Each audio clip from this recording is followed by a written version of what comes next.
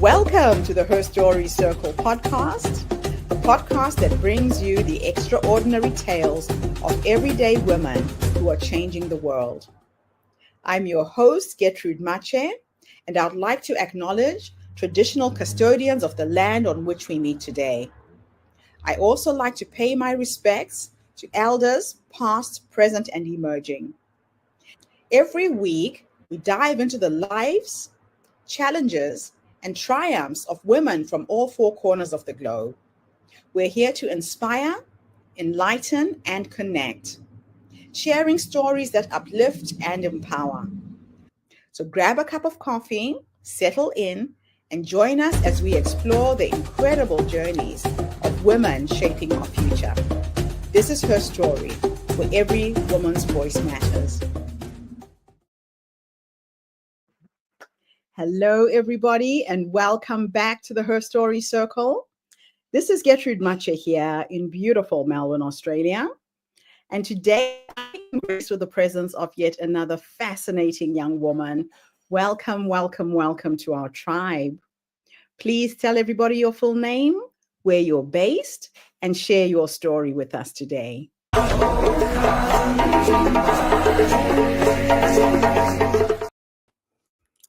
Hi, everyone. My name is Natalie McLean. I am based in UK, United Kingdom. I am actually currently in the Midlands.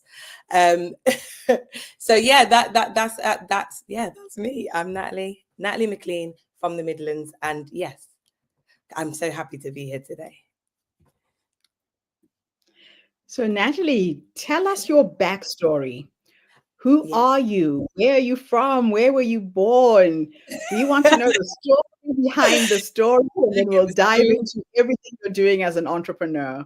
No problem. So about me, a little bit about me is I was born in the UK in a town called Leicester. My background and heritage is Jamaican. So I come from a very strong Jamaican background family. I was here, and my background is in fitness and in dance. And I've kind of transitioned lately more into the wellness era and empowering females through fitness and in dance. So that's a little bit about me. But in terms of my career, it's transitioned very well. I've started off as a dancer. So it did start as me being a full-time professional dancer. So a lot of my work was behind artists. It was a lot of training. It was a lot of flights to different cities and countries. So my last base was in China. And then since I've come back out of my 20s, I kind of started to transition more into the well-being fitness side of things. Absolutely fantastic. Yes. So movement is your thing, but what inspired you to launch MSL FIT Dance? What was the inspiration behind that? It comes from a few different places. So I'm going to start with place one. MSL FIT was born out of not really having the balance of life. And when I say the balance of life, I was very much just a workaholic. That stemmed from my dad. Being such a hard worker, being a business owner, it was so much. There was just so many physical hands-on, but it wasn't physical for myself, if that makes sense.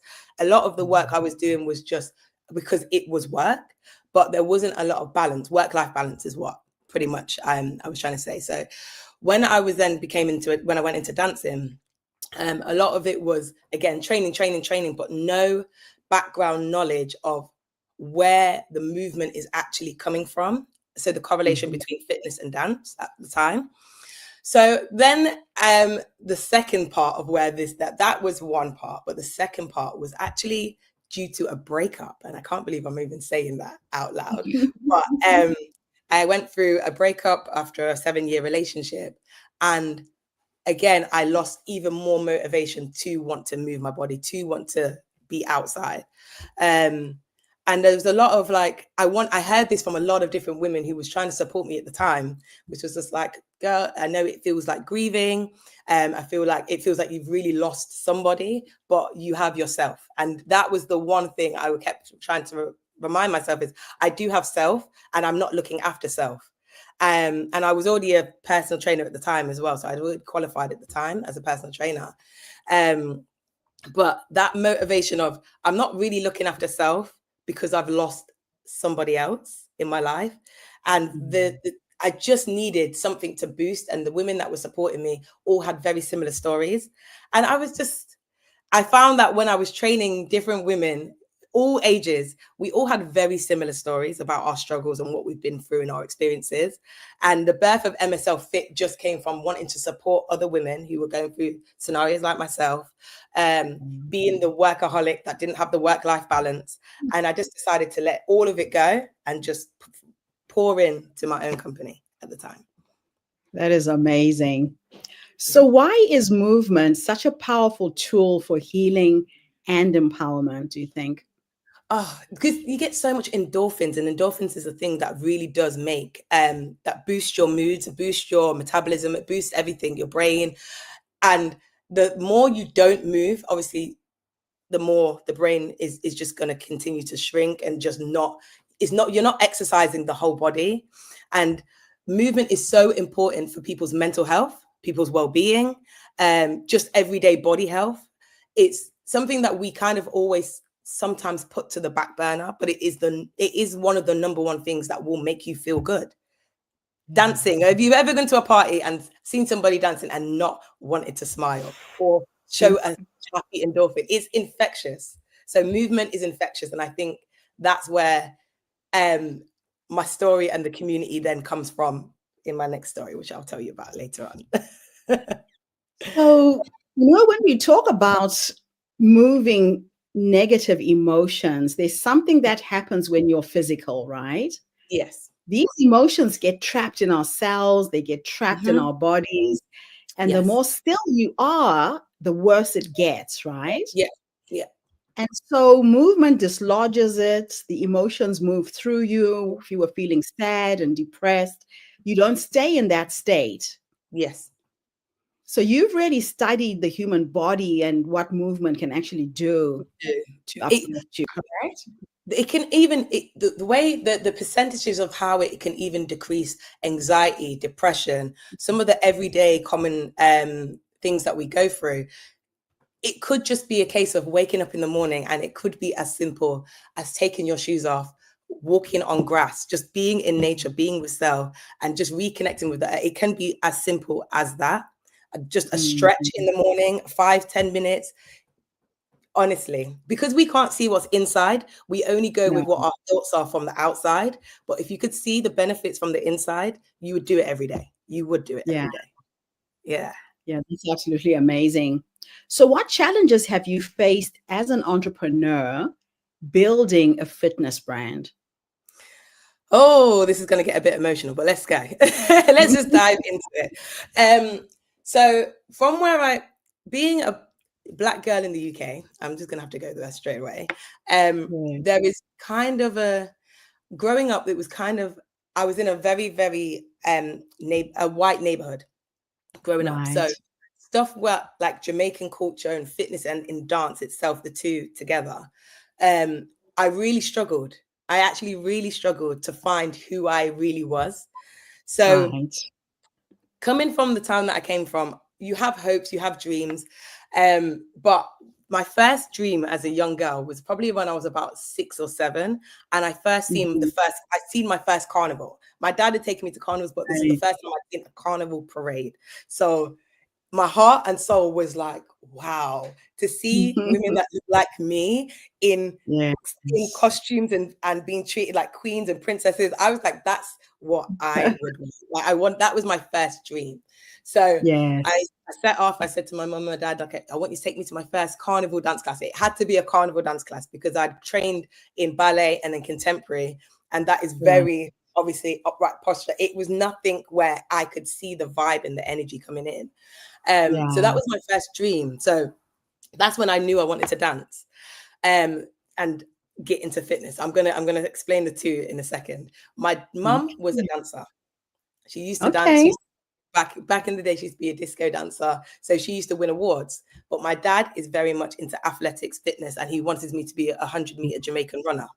So I had a pull of both, which is how I got into dance and into fitness. Dance kind of took over straight away. But then the challenges that I really faced was, how do I say this? It was some of the terminology that was used towards me by some of the mentors that was mentoring me at the time. Right. So I was, again, growing up as a Black woman, we gain muscle sometimes a lot quicker than we know. And a lot of the time back then, it was, you're too muscular to be a dancer. Your body's too strong. It doesn't look right. It didn't fit the brief. It didn't fit the brief of any ballet or contemporary dancer. And I was actually told to go into African dancing at the time instead of to. But at the time, I was shocked, because I was like, I didn't understand. I just didn't understand why I couldn't be like the other ballet dancers or anything like that. So then I grew up into university, and I realized that the same thing I had this same thing that followed me, is I wasn't built to look like a dancer, or again, I had too much abs to look like a dancer. I need to stretch more. There was a lot of criticism towards the way I looked. And a lot of it was, the technique is ballet, it's not African dance. It was we had a lot of racial slur growing up in these areas.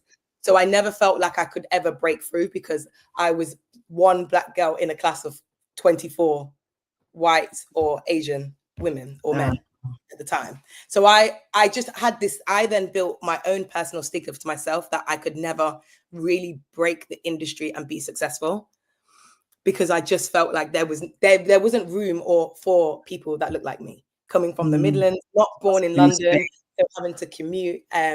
I just didn't think there was any representation that looked like me, unless I was going to somewhere like America or abroad, or to a Caribbean or African country. So the struggles for uni was just never feeling like I was ever going to make it. Like there was always but you're looking like this. Or it was always about the way I looked. It was, your hair texture, you can't dip your hair into a ballet bun without 20 pins popping out. So you can't be in this class. I was sent out multiple times for my hair texture at the time as well. So I couldn't take part in ballet classes because of my hair. If I tried to put it in a wig, the wig is classed as too heavy. It looks too bulky. I couldn't find myself within dance.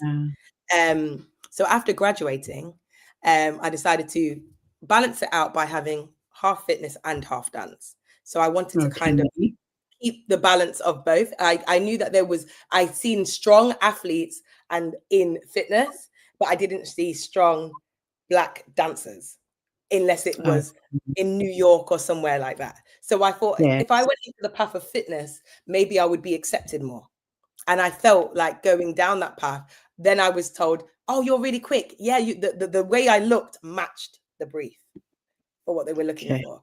So I had this push and pull of character, of knowing who I really am, but who I'm supposed to be when I'm outside, had to readapt to the audiences. So the struggle of the challenges of not fully authentically being myself was probably one of the biggest challenges, because I could have let a lot of dreams go based on what people had said about the labels they put onto me, but the labels wasn't actually me, if that makes sense. That makes a lot of sense. And it happens to so many Black female athletes, dancers. Our physique is so different. The hair is so different. And just trying to carve your space in those fields is not that easy. So can you tell us a little bit about the Empower Her and the Glow Up Challenge programs? Yes. So I'll carry the story on, because then we'll get into that. So once I've graduated now, I've gone into fitness, I've gone into dance. Fitness place to be, because it felt like everyone had one mission, was to push their body to the max. So with that being said, I then started personal training, and I felt like a lot of women wanted spaces where other women, they could connect with other women. So it was the network. So I was talking to different clients, and everyone had the same story. Oh, I've gone through this, I've done this, and the stories, and I felt like I was a bit of a sponge. because the stories would, I'm very much of an empath. So I feel people's energies very easily. And I felt like I had 1 hour per a client, and every client from a different perspective would give me a different issue that they were going through, but it was very similar across the board. So I decided after my breakup, going back to the breakup. So after the breakup, I was like, my friend said, you need to get up, Natalie, because I couldn't get up. I could not get up. She was like, girl, you actually need to get up and you need to start pushing yourself and you need to glow up. That's where the word came from. She said, you need to glow up, because I was very at the time. From that glow up, the word glow up, and I was like, yeah, I do. And it almost felt like I wanted a revenge bod, like a revenge look. I wanted to come back looking so strong and top tier. So I started working with a group of 4 women, and I used to go on runs around London, and we would connect and try and glow ourselves up and get our mindset. The glow up was our mindset, our body, our look, our aura. It was everything. And it really worked. Within 2 months, we'd dropped weight, we changed our body, our energy was bright, endorphins were pumping. I said, we need to bring more women together in this aspect. So MSL FIT then launched the Glow Up Challenge, which fell at the most perfect time because it was when we had the UK lockdown. So UK lockdown had started, but the Glow Up Challenge had just started from the end of 2019 going into 2020. So lockdown hadn't happened until around March in the UK. So again, everyone was a bit panicky. You know, we didn't really know what was going on in the world. So this space that we created with the Glow Up Challenge helped us all connect. And we started with 20 women, 20 women just online. It was 8-week course, but as low as 20, it would be like $20 in the money. It was that we just said, let's all contribute, and then we could pay for Zoom at the time and get online, start inspiring each other, and we'd do a different workout a day. So that's how it started. And then it ended up ripple affecting by word of mouth, that ladies were like, oh, you need to join the Glow Up Challenge. We come online, we train in the morning, we train in the evening, and then we have discussions and talks about any of the topics that were raining on us, that were quite heavy on us. And it was an open space for women to just talk. So developing that went on for about 3 years. We built that platform up, and then it ended up into like mentoring sessions and moving forward. I then changed it to another city. I opened a new company down in Birmingham in the UK. It started off again as a dance company, and then I started to implement the fitness and the mentoring. And then we discovered, from dancers now point of view, there was a lot of heaviness on them too. As women and as individuals, we had I had a lady who was only in her 30s that had gone through breast cancer. She was struggling with breast cancer at the time. There was women that had a lot of depression, single moms. There was so many different women, but we were all in the room because of one love, to move our bodies, to dance, and to connect. So then we decided we couldn't take on what all these women were actually saying. It was a lot, because I'm not a therapist, I'm not a qualified therapist, not a life coach, but a lot of the conversations were from such broad ranges of backgrounds that it meant that we had to get professionals to facilitate this, which is then the birth of Empower Her. We then decided to go to the government and say, listen, we need some funding to really help us put on workshops that's accessible to all women, diverse with every background, every ethnicity, and come into one space and facilitate 15 weeks of workshops based on every single thing about a woman.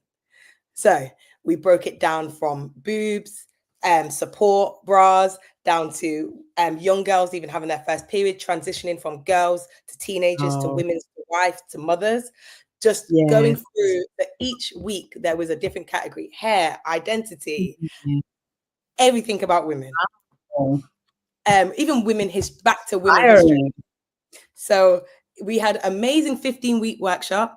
And just to let you know now, that has now changed. Everything we learned from all of those workshops, from all of those different facilitators, from all up in the UK, has turned into one massive story. And we're doing a theatre production on the stories that we've learned from the workshops on October.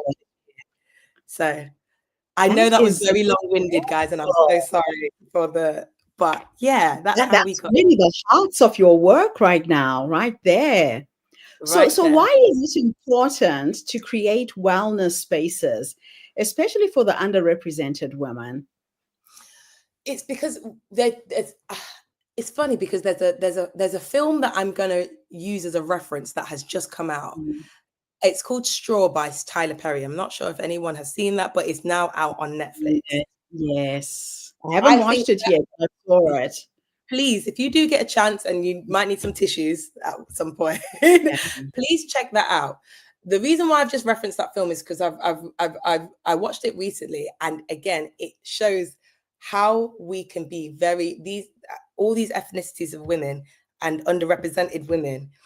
It shows the journey of how they are fighting to get through the struggle, but sometimes they Yeah. just need that one person to give them a blight.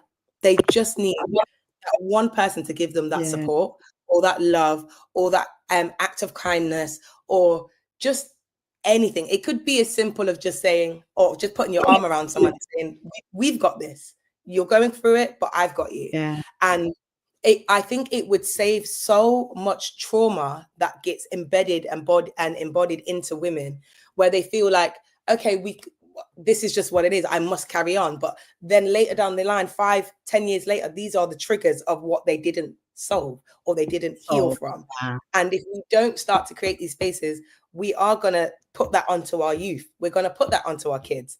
And we're going to have these trauma reactions to even the littlest things, but it's because these were never Yes. healed or supported or there was no safe Mm. space for them. And that's why I feel like it's important to make these spaces now, or they should have been Yeah. before, but more so now. So, what makes your approach to fitness and dance different from the traditional models? So I'm going to go into fitness for a second. When coming up in fitness, I think a lot of the time I had a stigma that, as we said, about the body size and body shape.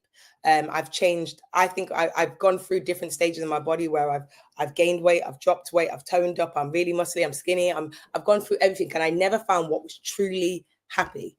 So when I've now authentically I'm starting to be myself. I'm authentically know who I am and what I want to do. I think this is where it comes to her voice. Just to use your tagline, my voice helped shape where I wanted to be in the industry and what I wanted to do. And going into fitness, I was always given the stigma that I could never make it. I could never be a fitness model. I could never be I was always given the label of someone that I could never be this. And I think I used my voice to really push through the boundaries, break those chains, and be like, I can be anything I want to be. That led me to becoming a Nike athlete. So I don't know if I actually mentioned this, but then I became a Nike athlete in 2021 because they were just discovered that I brought culture, I brought vibe, and I brought truth. And I was very honest with women about their days, their everything that they're doing. And that's kind of led me on the journey to where I am now and to my position in fitness. I've studied nonstop. Wow. I don't think I've ever stopped studying until I was 32. And that is now. I've only just stopped studying every aspect of fitness. And I wanted to make That is sure that I'm giving my voice. It's from every point I've learned everything I could potentially learn to give back. So, how do you help women to rebuild their confidence and self-worth through movement? First thing I do is actually find out the story. Why are Yeah. they in the position they're in now? What Yeah. is the outside effects?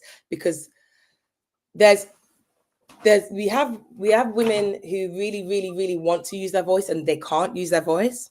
So having Yeah. just that one-to-one consultation where I can actually get to know them, like the same way we're getting to know each other right now, just having Yes. that Yeah. conversation where you actually can see where they are, then from that point you can then stem off and see where the restrictions of life, of why they can't hit the confidence level they want to, because it's usually Yeah. outside factors.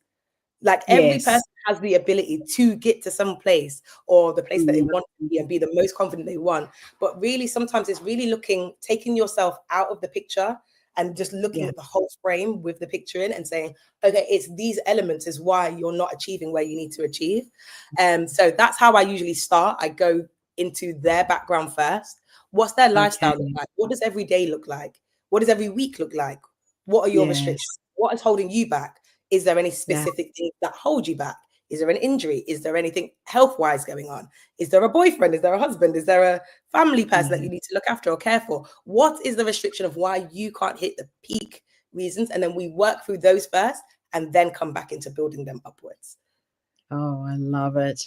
Yeah. So what role does creativity play in your fitness programs? Oh, it creates everything, because then it keeps us on our tiptoes. Creativity, it allows me then to use different streams, different avenues. In some, obviously, every person is different. Every brain is different. Every learner is different. So I have to adapt from maybe the kinesthetic learner to more the visual learners. So the creativity means that I can either create a program that is just completely a program in a book, ebook. It could be a visual program where I can then transform that to being online. I can then move that to maybe doing in person. So it allows me to really play with the different audiences that are empowered into the program or coming into the programs. Wow. Yeah. This is exciting. So can you share a story of transformation from one of your clients that really stands out? Oh, who should I choose? There's quite a few. Let's go with my client Chanel. I hope she doesn't mind me sharing her story. But I have a client called Chanel. She struggled a lot with weight gain. She suffers with PCOS. And she has another polycystic ovaries as well. So she has quite a few different things going on within her body, which she can't gain weight. She struggles highly to gain weight. So her confidence, again, I could say her confidence was very, very low, very, very low when I met her. Her self-esteem, she'd never wanted to come out the house. A lot of the time after that, same thing as I mentioned before, we worked through the back of her story first.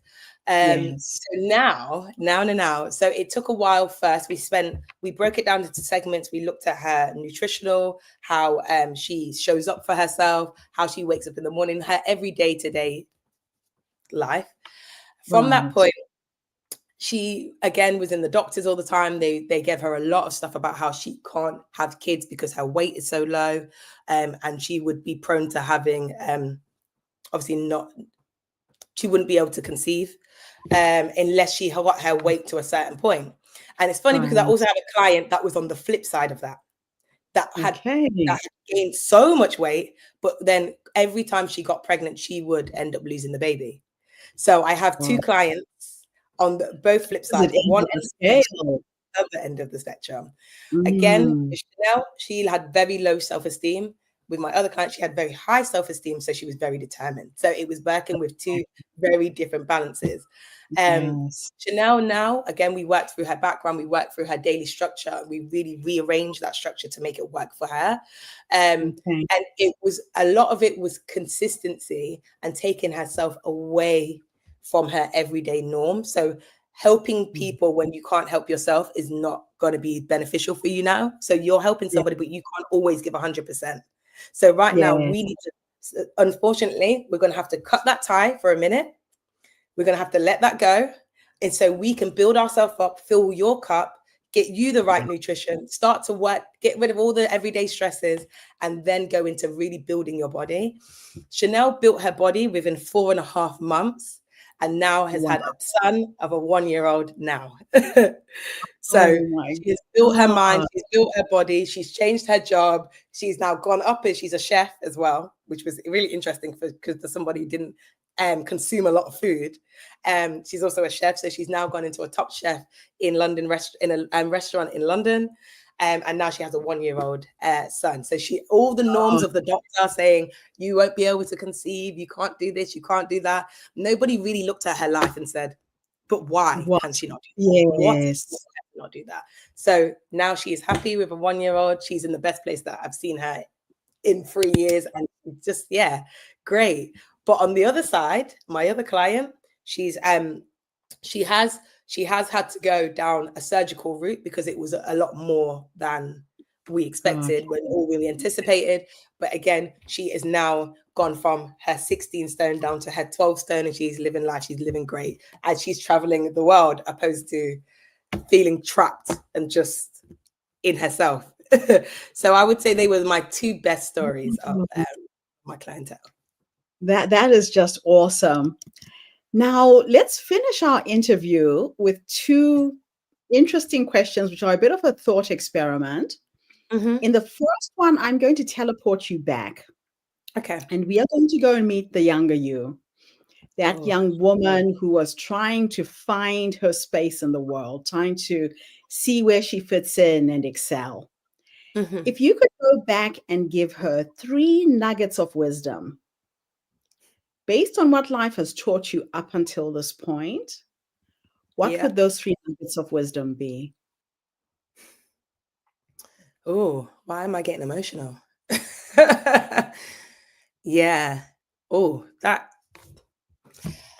first thing I think I would tell myself is what you believe in yourself is what is the only word that matters. What the word that you tell yourself and the word that God tells you is the word that you need to believe. Everything else is outside noise, whether you want to absorb it or not. And I say that just because I felt like that, again, growing up, there was a lot of labels that held me back. But it was my own. I think if I kept telling myself, girl, you can do it. There's nothing in this world that's going to stop. Everybody has the same 24 hours in the day. There is no reason that you are an exemption. I think that would have boosted me a lot more. The second word I would tell myself, is believe in the prayers of that your grandmas give you. My grandmas are my biggest inspiration. That I think if I never believed I could be where I needed to be until probably 3 years ago. And everything that my grandmas had ever, all the breath, the love, the wise, the wisdom that I never believed it as a teenager. And if I had just listened and absorbed a little bit more, I believe that half of the anxieties and struggles that I had, I don't believe they would be there. They would be there. So I would say always listen to grandma, the voices of your elders. That sometimes the advice is really good advice, but if you're not willing to accept it, then you're gonna find it quite hard to get through. So I would say the voice of my grandma, is definitely one of them. And the third thing I would tell myself is that my skin color does not play a part in my success. Yeah, my voice does, my story does, my life does, and I am a walking, living representation of somebody who has come from such a struggled background, which I haven't touched on too much, but a struggled background, but trying to pave the way. I would say that would be my third one. Absolutely beautiful. The last question is futuristic this time. And I love the way that you did get emotional there, because we don't, the things that we say to ourselves in our minds are things you would never say to your best friend. We beat ourselves up, especially as women. And you actually have to catch yourself when that crazy little monkey voice is saying those things to you. Yeah. We have to be kind to ourselves. I say this all the time. All the time. I see people and women and men come in to even spaces like example where I'm teaching tonight in London. And the first thing they walk in with such anxiety. They walk in with such a shell of themselves. They walk in with all the baggage that they had in that day. And then they want to learn, but they can't learn because their headspace is not in the right space. They're still carrying everything from the day, everything from last week, everything that the person said the year before. So when they walk in the room, the first thing I say is, everything that you've ever experienced or is holding you back, it drops right now. You leave it right here. You kick it out. gone. Yeah. It has to go because it really stumps people's learning if they're not really dealing with the voice that's in their head and controlling that voice and saying, no, I'm fine. I've got this. And I always say in my class, look at the person next to you and tell them that they got this, because they might just need to hear that for today. Yeah, that's so Be true. kind, guys. Be kind to yourselves. So now we're going into the future, and we are Mm. going to go and meet the 90-year-old you. Oh, And maybe she's sitting in her rocking chair, surrounded by her children, her yeah. grandchildren, who was with you at the end. But Yeah. knowing you, you'll be on a dance floor somewhere, moving, Yeah. doing the thing, right? Cruising with my grandkids. Yes. So if we could go and teleport and meet this wise woman, Yeah. who has led you up until that point, what will you say to her when you finally meet her? This wise woman. Thank you for believing in yourself. Thank you for never giving up on self. Thank you for inspiring the people around me. Thank you for encouraging the younger generation to have a better mindset and to do things every day that will better themselves, and that ripple effect will better their families and their generations to come. Thank you for never, ever, ever giving up on your family, on your husband, on your children, or on your grandchildren. Just thank you for pushing through all of the narratives that people threw at you, and just thank you for existing. That's probably what I would say. I love it. You know, the reason why I like to ask that last question, Why? I believe that a lot of women don't realize that the wise woman is already there.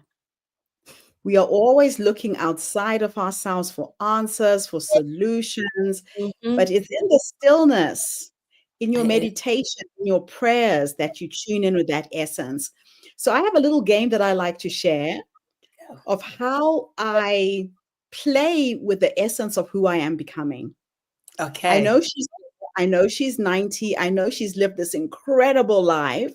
Yeah. And when I catch up with her, I'm going to say, wow, what a ride. Thank you so much for squeezing all the juice the Creator put in you to live this rich, fulfilled life, right? So I go into my meditation and prayers at night. Yeah. And if I'm struggling with something, I can't figure something out, I go to sleep with a very simple question. And the question is, so what is the next step? Okay. So as women, you are born with everything you need to create the life you want. It's already in you, right? Yes. And so you go to sleep, your subconscious mind continues working, processing that problem. Then you wake up and you're in the shower the next day, and boom, it's like a light bulb moment. And it drops into your consciousness, and you know exactly what to do to execute next. Or you talk to other women, you talk to other people, you tell them the project you're working on, and it's like a jigsaw. One person will say something, the other one will say something. By the end of the week, you've solved the problem. Yes. So playing with the essence of who you are becoming, it is a magical way to live. I love And I've that. done some incredible things because of it. Yeah. So I've read your story. Oh, wise woman, you are so tuned in. And you're, just to quickly say, I love your story. I love your journey. I love that you moved to New Zealand. I love your story. I love your story. And it just inspires people to say, where you, like when you said, the town that you grew up, they live there, they grow there, and usually they die there. That's where they are. And it just took the courage within you to say, and your friend calling saying, come to New Zealand, and to just pack up and say, no, I want to change. I want something different in life. And you don't know what's through that door, but it can't be, it's not, you're not in the same room. So it's got to be something different on the other side of the door, right? So we have to go for it. So yeah, your story, it touched me when I listened to it. So thank you. Thank you so much, Natalie, for coming online and inspiring our community today. Your energy is infectious. I can feel it right here. Wait till you dance with me.